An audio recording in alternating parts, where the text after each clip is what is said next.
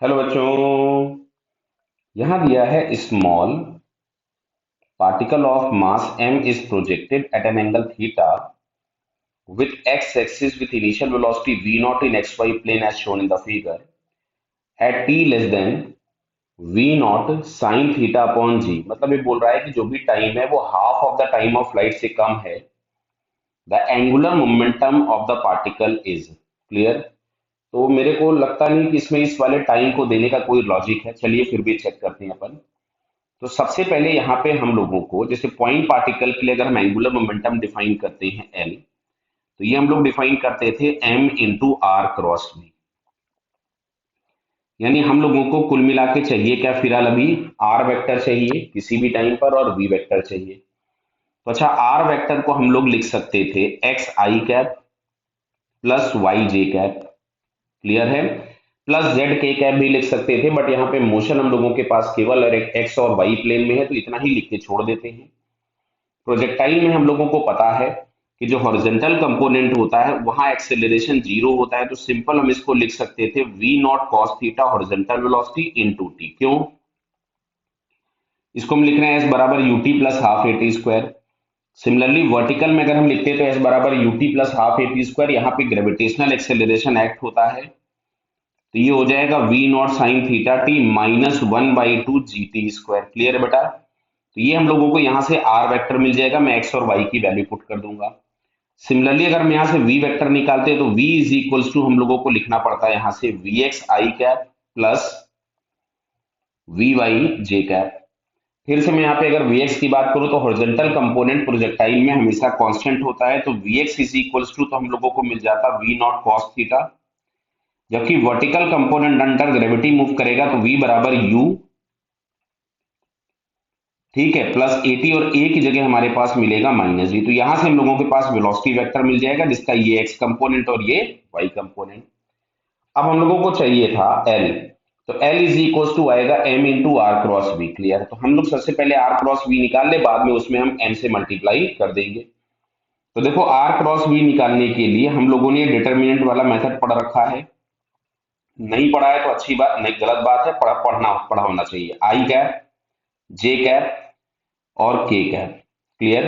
तो इस तरीके से यहाँ पे हम लोग इसको सबसे पहली लाइन में आई कैप जे कैप के कैप लिखते हैं।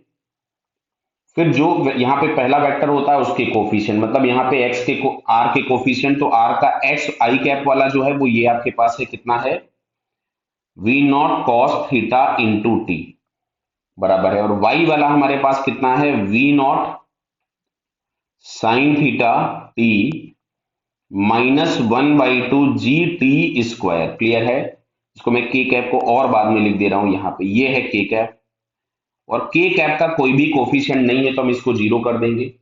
सिमिलरली अगर हम v का लिखेंगे तो v का जो x कंपोनेंट है वो है v नॉट कॉस थीटा, और जो y कंपोनेंट इसका है वो है v not sine theta minus GT. और इसमें भी k कैप का कोई कंपोनेंट नहीं, तो जीरो हो गया। क्लियर? फिर हम लोग क्या लिखते थे? यहां से देखोगे आई कैप, अब अगर क्रॉस मल्टीप्लाई करोगे तो दिख रहा था कि इसका मल्टीप्लीकेशन आप जीरो के साथ करोगे तो ये जीरो हो जाएगा, माइनस फिर इसका मल्टीप्लीकेशन जीरो के साथ करोगे तो फिर जीरो हो जाएगा। मतलब आई कैप के साथ सब कुछ मिल गया जीरो। जे कैप, अब जे कैप में इसका मल्टीप्लीकेशन जीरो के साथ जीरो हो जाएगा, इसका मल्टीप्लीकेशन जीरो के साथ जीरो हो गया, मतलब केवल और केवल हम लोगों को मिल रहा है यहाँ से के कैप। यहाँ के कैप मैं नीचे लिख दे रहा हूँ क्योंकि लंबा है थोड़ा सा ये कैलकुलेशन। तो के कैप में इन दोनों के आपस में क्रॉस मल्टीप्लीकेशन होंगे, तो देखिए मैं यहीं पे मल्टीप्लाई करके लिख रहा हूं, तो V naught cos theta T into यहां से आपके पास आएगा ये V naught sine theta minus V naught cos theta into T into G T. दिख रहा है ना बेटा? इसके साथ मल्टीप्लाई होगा जी टी, और ये माइनस मैंने बाहर कर दिया। अब ये आपके पास पहले इन दो के कंपोनेंट के मल्टीप्लीकेशन हो गए, फिर आएगा माइनस, अब इन दो का मल्टीप्लीकेशन करेंगे हम लोग। क्लियर? तो यहां से हमारे पास आएगा V naught cos theta into V naught sine theta T. फिर ये वाला जो माइनस होगा, माइनस माइनस यहां पे आपके पास आ गया, तो कितना मिल रहा है? ये V naught cos theta into half G T square. Clear है बताइए। तो ये फाइनली हमारे पास के कैप वाला आ गया। तो दिख रहा आई कैप जे कैप तो जीरो है, बचेगा केवल के कैप। अब हालांकि मैं चार ऑप्शन चेक करते हैं तो चार ऑप्शन में दो दिए हैं के कैप के लॉन्ग। अभी मैं आपको बताता हूं कि उन दो में से भी एक डायरेक्टली हम कैसे लगा सकते थे आंसर। अब देखो यहाँ पे केवल और केवल के कैप वाले ही मिल रहे हैं, तो मैं के कैप वाले को ही लिख रहा हूं। अब मैं अगर इसके ब्रैकेट को ओपन करूं तो ये मिलेगा V naught cos theta T into V naught sine theta minus, ये हम लोगों के पास आ गया V naught cos theta into G T square. दिख रहा है ना, ये टी इंटू टी मल्टीप्लाई कर दोगे तो टी स्क्वायर हो गया, माइनस इसमें ब्रैकेट के अंदर ले गया तो मिलेगा V naught cos theta into V naught sine theta T. ये माइनस अंदर जाएगा तो यहां प्लस हो जाएगा, plus V naught cos theta into 1/2 G T square. तो बेटा दिख रहा है कि ये वाले दोनों का टर्म तो कैंसिल हो गया, एक प्लस था और एक माइनस था, कैंसिल हो गया। और अब यहां से हमको दिख रहा है कि ये वाला एक माइनस है और ये वाला प्लस है और माइनस वाला वन है। तो ये आपके पास अगर वन में से हाफ माइनस करोगे तो मिलेगा minus V naught cos theta G T square by 2 times के कैप। तो ये फाइनली हम लोगों को आंसर मिल जाएगा। तो चलो मैं आंसर चेक करता हूं। अच्छा, इसमें m से अभी हमने मल्टीप्लाई नहीं किया, ये हम लोगों ने केवल और केवल निकाला था r क्रॉस v की वैल्यू। क्लियर है। तो अब अगर हमको l चाहिए होगा तो L is equal to m cross v होगा।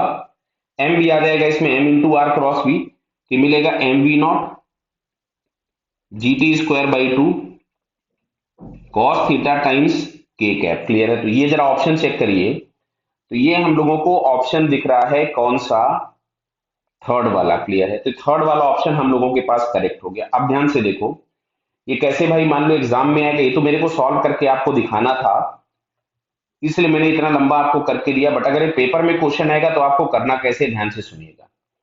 किसी भी मोमेंट पे कहीं भी देख लो, जैसे ये टाइम इन्होंने पता नहीं क्यों दिया हुआ है, ये टाइम इनको लिखना चाहिए था टू, मतलब पूरे टाइम ऑफ लाइट से छोटा। मान लो कहीं पे भी पार्टिकल है, मान लेते यही है पार्टिकल, तो इसकी वेलोसिटी इधर होगी और इसका जो आर वेक्टर होगा वो इधर होगा। ध्यान से देख लो, ये होगा आर वेक्टर। क्लियर। अब अगर हम आर क्रॉस वी करेंगे तो हम सभी लोगों को दिख रहा होगा आर क्रॉस वी जा रहा है इनसाइड द प्लेन, और इनसाइड द प्लेन बोले तो माइनस के कैप, और माइनस के कैप वाला यहाँ पे केवल और केवल ये एक ही आंसर दिया था। तो एग्जाम में तो बेटा हम इस तरीके के थोड़े बहुत चीजों को भी करेंगे तभी हम ज्यादा क्वेश्चंस लगा पाएंगे। ठीक है। बाकी प्रॉपर सोल्यूशन इसका क्या होना चाहिए तो वो इस तरह से सॉल्व होगा। क्लियर है बेटा सभी को। तो finally third answer is correct. Okay, all the best.